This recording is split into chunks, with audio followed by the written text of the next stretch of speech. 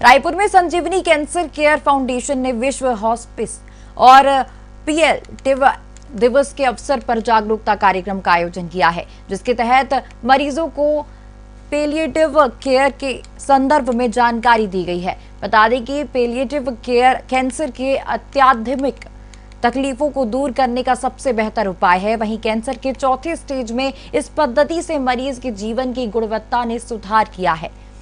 इस दौरान यूनिट के कंसल्टेंट डॉक्टर अविनाश तिवारी और संजीवनी कैंसर केयर फाउंडेशन के फाउंडर डॉक्टर यूसुफ मेमन ने पेलिएटिव केयर के संबंध में अन्य जानकारियां साझा की हैं।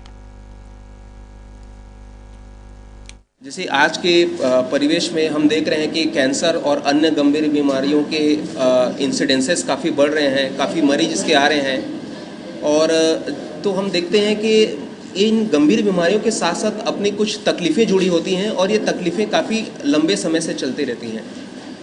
खासकर कैंसर की हम बात करें तो लंबे समय तक चलने वाला दर्द, जिसको हम क्रॉनिक पेन बोलते हैं, सांस में तकलीफ़, खांसी, भूख न लगना, वज़न कम होना, डिप्रेशन, एंजाइटी, मुंह में छाले, तो कैंसर से संबंधित कुछ तकलीफ़ें होते हैं तथा कुछ तकलीफ़ें कैंसर के इलाज से भी संबंधित होती हैं।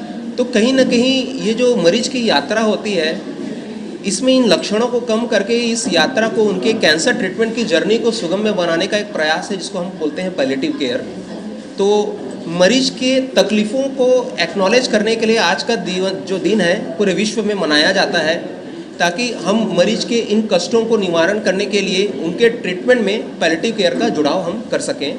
तो ये दिवस आज पूरे इंटरनेशनली मनाया जा रहा है। मेमन संजीवनी कैंसर हॉस्पिटल से प्रतिवर्ष 14 अक्टूबर जो है वो वर्ल्ड पेलिएटिव केयर डे के रूप में मनाया जाता है।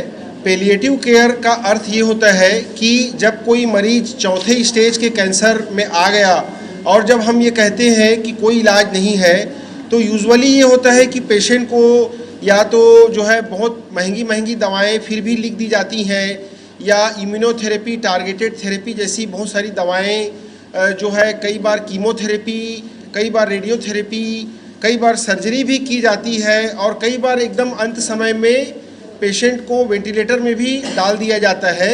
लेकिन पेलिएटिव केयर जो है ये बिल्कुल नई पद्धति है, जिसमें मरीज की स्थिति को ध्यान में रखते हुए उसके दर्द को कम। खबर रायपुर से है, जहां दावेदारों के दिल्ली दौरे पर दीपक बैज ने बयान दिया है। उन्होंने कहा है कि सीईसी ने बहुत से नाम तय हुए हैं, वहीं दूसरे पैनल में कुछ बचे नामों पर जल्द ही निर्णय होगा। इस दौरान उन्होंने कहा कि पीएम मोदी की सरकार में सन 84 में दंगा पीड़ितों को न्याय मिलने पर प्रदेश अध्यक्ष दीपक बैज ने मोदी पर निशाना साधा है। पत्र भारतीय जनता पार्टी 2003 का घोषणा पत्र उनका देख लीजिए, 2008 का देख लीजिए, 2013 का देख लीजिए। अगर उनका घोषणा पत्र हम लोग वापस जनता के पास भेज देंगे ना, तो भारतीय जनता पार्टी फील्ड में भी नहीं घुस पाएगा। उनके घोषणा पत्र से छत्तीसगढ़ की जनता का, मतदाताओं का मन उब चुका है।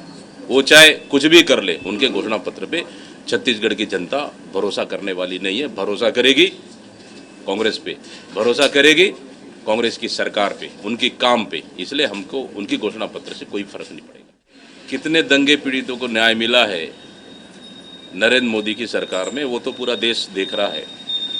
चाहे हम बात करें गोंदरा कांड का, हम बात करें गोंदरा कांड का, क्या न्याय मिला। वहाँ पे एक गर्भवती महिला के साथ अनाचार होता है, उनकी जेल में छूटने के लिए भारतीय जनता पार्टी की सरकार, केंद्र सरकार